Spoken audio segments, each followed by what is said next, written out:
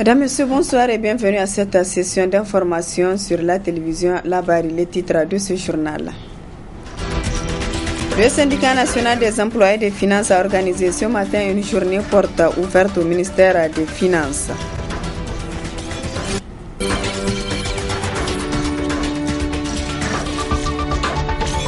Sit-in ce matin au ministère de la fonction publique du syndicat national des contractuels du secondaire pour exiger la publication de la liste définitive des enseignants recrutés à la fonction publique.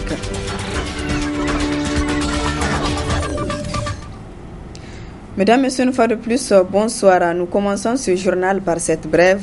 L'acteur de la société civile nigérienne, Nuhu Mahamadou Arzika, est depuis plusieurs heures dans les locaux de la direction de la police judiciaire à Niamey, où il est auditionné en présence de ses avocats. Nous y reviendrons avec plus de précisions dans nos prochaines éditions. Bientôt, le fichier électoral sera révisé. Le comité en charge de cette opération de révision a démarré ses activités à Niamey et dans les autres régions du pays. Les choses sérieuses vont débuter à partir de la semaine prochaine. Selon le coordinateur adjoint du comité, tout sera mis en œuvre pour déposer le produit fini dans le délai. Le reportage de Hassan Saleh Mustafa et Aboubakar Saleh. Dans moins d'un an, les Nigériens seront aux urnes pour les élections générales. Combien seront-ils appelés à exercer leurs devoirs civiques? Nous le saurons au terme des opérations du recensement dont les travaux vont commencer proprement dit dans les régions la semaine prochaine. Ces colis ont été reçus au niveau des régions.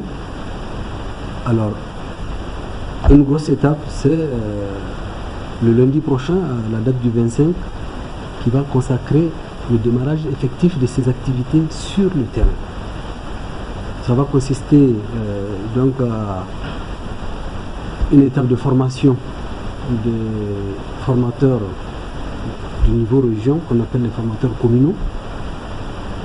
Déjà au préalable, une formation de ces des formateurs qui vont assurer cette formation a été faite ici au niveau central. Donc ils vont se déployer sur le terrain pour former des communaux, des formateurs communaux. Les formateurs communaux, eux, vont se charger de former des agents recenseurs. Donc la phase effective de collecte de l'information sur le terrain, c'est sur 15 jours qu'on l'a fait. Maintenant, il y a une petite période qu'on met en sus pour le ratissage. Il y a un certain nombre de ménages ou de personnes qui pourraient être sautées pour de multiples raisons. Les recensements électoraux interviennent au Niger dans un contexte sécuritaire particulier, notamment dans la région de Difa. Dans cette localité, tout va se passer bien, rassure le coordinateur national adjoint du CFM. Nous déployons, comme partout, nos équipes. Tout se passe très bien. Donc, il y a des missions qu'on a pu conduire, 2 missions au préalable. Elles se sont passées dans ces régions-là sans aucune difficulté. Ça s'est passé le plus normalement du monde, probablement. Pour la bonne marche des opérations, toutes les dispositions ont été prises. Les moyens, parce que nous demandons, on nous donne. Et je pense que c'est l'occasion, si c'est nécessaire, de remercier les autorités qui nous ont soutenus. Et je pense qu'ils ont fait leur part du travail. Actuellement, il nous reste à faire la nôtre. Le comité national en charge de la révision du fichier électoral aura donc environ 4 mois pour déposer le fichier électoral final. Le syndicat national des employés des finances a organisé ce matin une journée porte ouverte au ministère des Finances. Cette journée s'inscrit dans le cadre des activités de la Semaine nationale des finances initiée par le SINATEF pour accompagner les réformes engagées par le ministère des Finances. Le compte rendu de Assoumane China et Halidou Bouraïma. Il s'agit de la toute première journée porte ouverte organisée au ministère des Finances à l'initiative du syndicat national des employés des finances pour permettre aux populations de mieux comprendre l'institution. Au Niger, le ministère des Finances est considéré comme étant un secret absolu. Tout ce qui est au ministère des Finances, les populations n'ont pas accès. Donc la raison de cette journée porte ouverte, c'est pour permettre aux populations de comprendre que le ministère des Finances est un service public accessible à tous les Nigériens. Donc il n'est pas bon qu'un Nigérien, qu'un agent ou un fonctionnaire de l'État, en venant ici au ministère des Finances dans le cadre de traitement de son dossier, soit frustré. Alors, donc, on a décidé de permettre aux populations de venir rentrer donc, dans le cadre de cette journée porte ouverte au ministère des Finances, voire direction par direction. C'est le bâtiment central qui a été concerné par cette journée porte ouverte où une visite guidée a permis aux visiteurs de découvrir les différentes directions qui y sont logées, à savoir la direction de l'informatique, la direction des soldes, celle de l'ordonnancement et de la vérification et celle du contrôle des marchés publics et des engagements financiers. La direction de l'informatique financière, en fait, c'est une des structures du ministère des Finances. C'est une structure rattachée au cabinet du ministère des Finances, du ministre des Finances, plus précisément au secrétariat général. Alors, comme ça transparaît dans son nom, la direction de l'informatique financière est chargée en fait de la politique informatique du ministère. Elle doit gérer, superviser le système d'information du ministère des Finances. Quand on dit système d'information, on entend par là toutes les applications, tous les outils informatiques qui sont mis en place ou qui doivent l'être. Donc, elle doit participer aux études nécessaires pour la mise en place de ces outils-là. La direction de l'ordonnancement, elle s'occupe du volet exécution des dépenses de l'État. En amont, vous allez trouver dans une direction, par exemple la direction du budget, qui se charge de la préparation, de l'élaboration du budget, jusqu'à la soumission, le vote au niveau de l'Assemblée, la promulgation par le président de la République, pour rendre le budget sous forme de loi que nous appelons loi des finances. La loi des finances de l'année qui détermine les recettes et les dépenses qu'il faut exécuter pour une année bien précise. La direction générale du contrôle des marchés et des engagements financiers, il s'agit d'une direction générale qui est chargée de la mise en œuvre de la politique de contrôle de l'exécution du budget de l'État et de ses démembrements. Donc c'est une direction générale qui s'occupe de deux aspects du contrôle. Le contrôle des marchés publics et le contrôle des engagements financiers. Des engagements financiers communément appelés contrôle financier. Donc dans le domaine des marchés publics et des délégations des services publics, la direction générale du contrôle des marchés publics et des engagements financiers, DGCMPEF, est chargée de contrôler l'application de la législation et de la réglementation sur les marchés publics, d'assurer en relation avec l'Agence de régulation des marchés publics le conseil de l'ensemble des acteurs de la commande publique et de contribuer en relation avec l'Agence de régulation des marchés publics à la collecte d'informations et de documents en vue de la constitution d'une banque de données des marchés publics. Les activités de la Semaine nationale des finances se poursuivront ce samedi 23 mai 2015 avec des conférences et débats. Et puis ce communiqué de presse du bureau exécutif de la jeunesse active du Niger. Le bureau exécutif de la jeunesse active du Niger, Jeanne, s'est réuni ce vendredi à Niamey pour examiner plusieurs points sur la situation sociopolitique au Niger, dont l'arrestation de Moussa Tchangari intervenue le 18 mai dernier.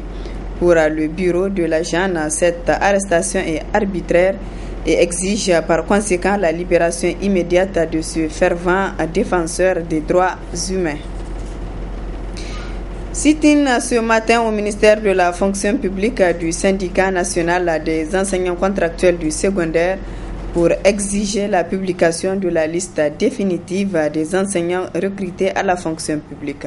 Le compte-rendu de Nasser Dantofo et Soumaïla Abdoulaye. Comme annoncé dans leur déclaration du jeudi 21 mai, les enseignants contractuels du secondaire commencent à mettre en exécution leur menace. Ce vendredi, ils étaient en sitting au ministère de la fonction publique.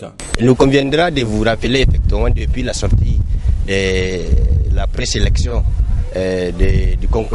du recrutement des agents contractuels du secondaire sans concours à la fonction publique il y a de cela plus de 5 mois. Jusqu'à présent, les autorités en charge de ce traitement de notre dossier sont actuellement en train de traîner. La dernière fois, quand nous avions effectué une mission au 10 ministères, ils nous ont fait savoir, présentement, ils sont en train de publier une deuxième liste additive qui, malgré une première liste qui a été sortie, donc à lieu et place de la sélection définitive aujourd'hui, nous avons appris vraiment avec amertume que vraiment c'est une deuxième liste qui est en train de sortir. Chose que nous avons fermement condamnée parce que c'est une attitude dilatoire qui sont aujourd'hui en train de nous mener, parce qu'ils savent que peut-être dès qu'on parte en vacances, c'est fini. Les enseignants de façon générale n'auront plus une arme pour pouvoir faire pression face à ces autorités, surtout en phase de ces échéances électorales. Nous estimons que tant que nous n'avons pas sorti pour dénoncer le comportement lâche et honteux, ces autorités-là ne vont pas se soucier de l'avenir de l'enseignant de façon générale. D'autres activités sont prévues la semaine prochaine, toujours dans le souci d'amener les autorités en charge de l'éducation de répondre favorablement à leurs points de revendication. Ouverture ce matin de la 9e session de l'Assemblée générale du système d'échange d'énergie électrique ouest-africain. Une assemblée qui permettra de faire le bilan des activités de l'EOA au cours des 9 premières années de cette organisation. Le compte-rendu de Nafissa Adamou et Ibrahim Abdou.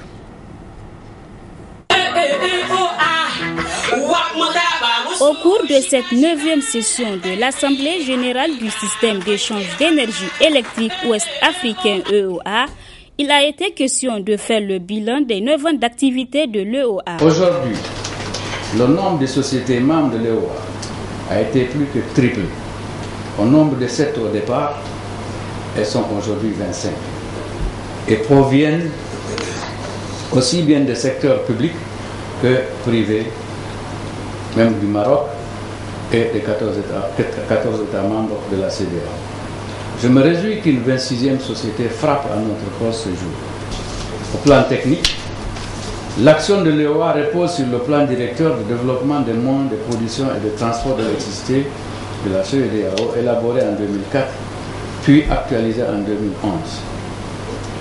Ce plan directeur prévoit, à l'horizon 2025, la réalisation des infrastructures suivantes. 24 projets hydroélectriques d'une capacité de 7092 MW, 5 projets thermiques de 2375 MW, 4 projets d'énergie renouvelable pour 800 MW et 26 projets de lignes de transport de 16 000 km. Le représentant des partenaires techniques et financiers, le président du conseil exécutif de l'EOA et le commissaire à l'énergie et aux mines de la commission de la CEDEAO ont tous salué la Nigélec et l'EOA pour l'organisation de ces assises. Quant au ministre d'énergie du Niger, Omar Ladan Chana, lui a expliqué la position du Niger en matière d'énergie. En termes d'avantages comparatifs sur le plan énergétique, mon pays, le Niger, en a doté qu'il est de toutes les sources concourant à la production de l'énergie électrique. 4e producteur mondial d'uranium, tout jeune producteur de pétrole, doté de sites hydroélectriques comme Kandaji, d'immenses gisements de charbon comme Anou, Ararem et Sakdamna, un pays parmi les plus ensoleillés de la Terre. Bref, le Niger est un gisement d'énergie et c'est tout naturellement qu'il a vocation à jouer le WAP dans le WAP, le rôle de pourvoyeur d'énergie. Cette 9e Assemblée générale du système d'échange d'énergie électrique ouest-africain EOA a réuni les différents membres du conseil exécutif de l'EOA venus des 14 pays de la sous-région. Cette organisation, plus connue sous son acronyme WAP, est une organisation spécialisée de la CEDEAO. Elle constitue le cadre institutionnel du système électrique régional. Précisons qu'au terme de leurs travaux, les participants à cette rencontre de Niamey vont élire un nouveau secrétaire général de l'EOA.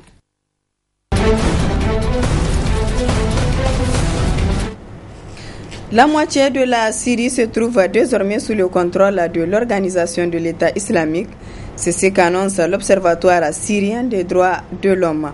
Les djihadistes ont pris aujourd'hui le contrôle d'un dernier poste frontalier avec l'Irak, consolidant ainsi leur emprise sur une vaste zone transfrontalière.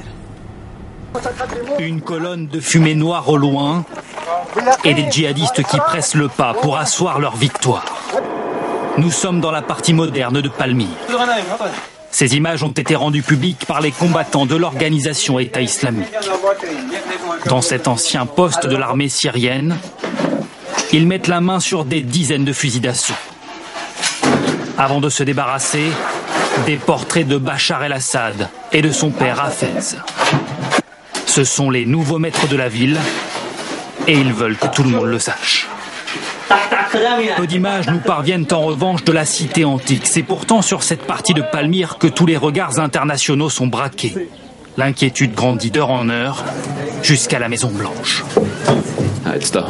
Ce site abrite des ruines historiques et des artefacts qui, de façon assez ironique, sont essentiels à notre compréhension de la culture et de l'histoire de l'Irak et de la Syrie.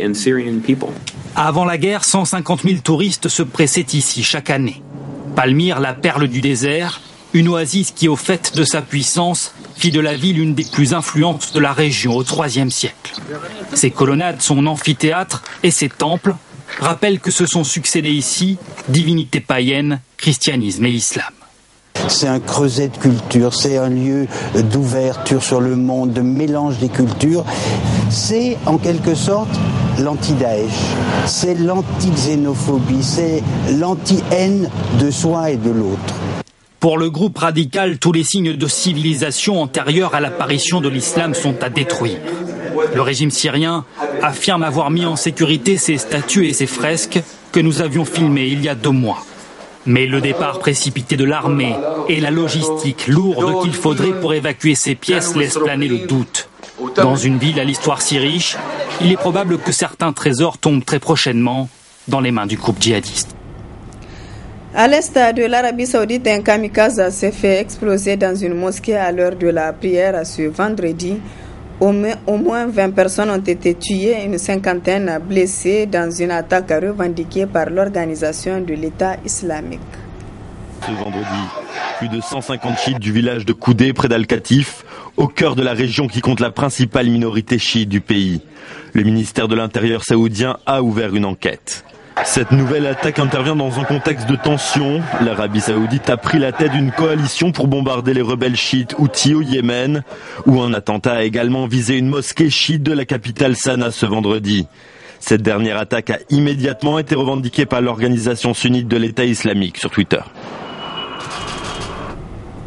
Je le disais à l'instant, le président du MPCR, Nuhu Mahamadou Arzika, se trouve actuellement dans les locaux de la police judiciaire.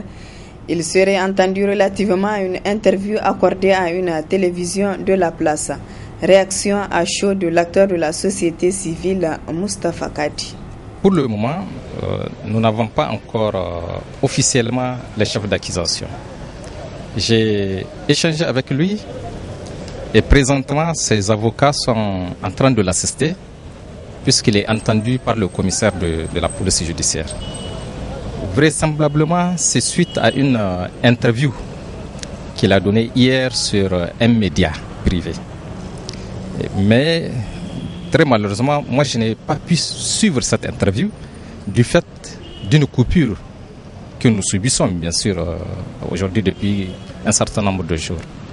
Mais le sentiment que j'ai est le suivant. Je constate que d'abord ces arrestations qui se succèdent ne sont pas faites dans le respect de la réglementation. Vous savez, la loi par rapport à la presse est très claire. Nous ne peut être qu'un complice. Et donc, comme c'est plus facile d'arrêter les acteurs de la société civile, les policiers sont allés directement chez lui le prendre. Alors qu'ils ont la possibilité de l'appeler au téléphone. Je sais que nous va se présenter. Maintenant, il ne faut pas perdre de vue que nous est convalescent. Et son état de santé est très critique.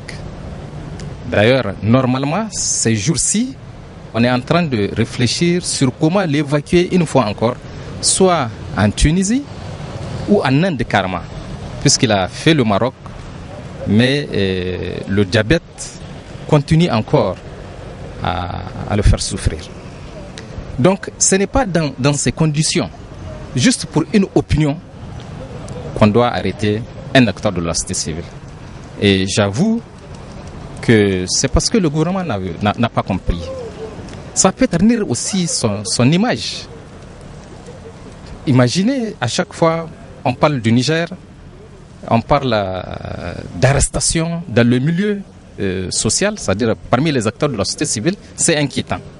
C'est comme si on est en train de bafouer la liberté des individus. C'est comme si on cherche à museler